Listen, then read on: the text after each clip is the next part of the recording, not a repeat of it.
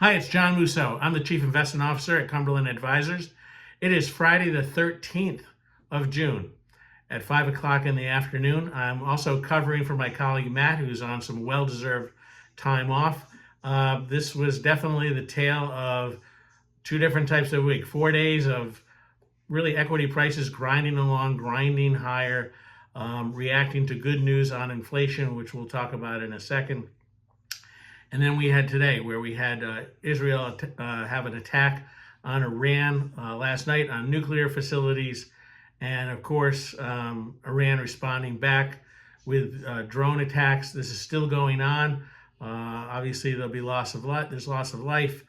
And, these wars have come up in the past. And, what you see is kind of the reaction you did today. Immediate reaction, equities are down across the board. Really, the Dow down about 1.5, S&P and NASDAQ down a little less than that. And really just a running from trouble, if you will. And accompanying that, of course, was basically a pretty good hike in the price of oil, up $5, really from about 68.5 to 73.5, much higher earlier in the day. The real question, of course, for the markets, both equities and bonds, is how long does this oil hike last? Is it temporary? These skirmishes that have been going on between Israel and Iran have been kind of tit for tat affairs. Whether this turns into that, we don't know. But clearly the markets decided to take a break today in reaction to this. We'll be following more of it, of course, next week.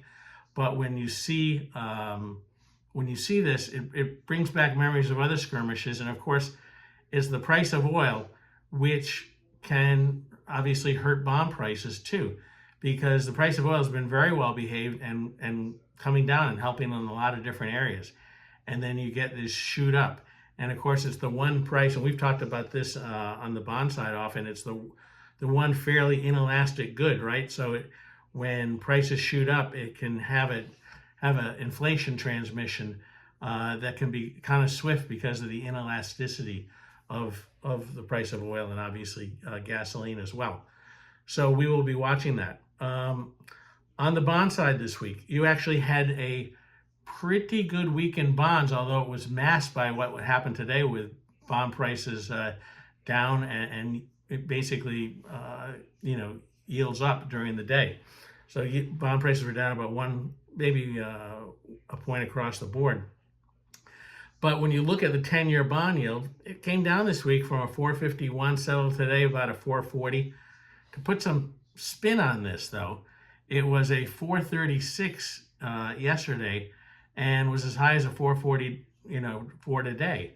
But what ground yields down earlier in the week? Well, it was the inflation numbers. The inflation numbers were very good this week. CPI, monthly CPI came in at 0.1. They were expecting 0.2.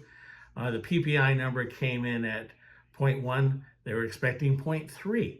So inflation has continued to grind down. Why did the markets like that earlier in the week? Equity markets read that and they say, hey, the Fed will be cutting rates sooner than later. I think today pushes that notion off a little bit. What you're now seeing is really the market saying, hey, we're going to have to see what transpires with the price of oil, because if the price of oil stays high or higher than it has been recently, the Fed will really take that into consideration and probably push out any kind of rate cuts until they see the effects of inflation, that come from this. A secondary question on this is, when you have the effects of the price of oil feeding into the system, does that change any of the dynamics of the tariffs being applied? Does the administration hold off on that until this situation settles down? Another question to be answered.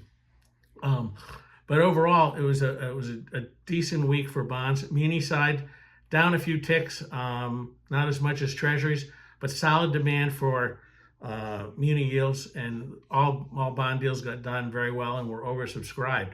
And another thing that's very good when we track this is that movement of funds into bond assets into bond funds has continued now for the 7th or 8th week in a row. So it's been very good flow into the municipal bond system. We think we'll see more of that. We've talked about June usually being a pretty good month for munis, and a lot of that's because of rollover of existing bonds, and that has been soaking up a lot of the supply that's out there. We will keep everybody informed for next week. We hope everybody has a great weekend, and we'd like to wish a happy Father's Day to all of our listeners out there who are dads or have dads. Have a great weekend.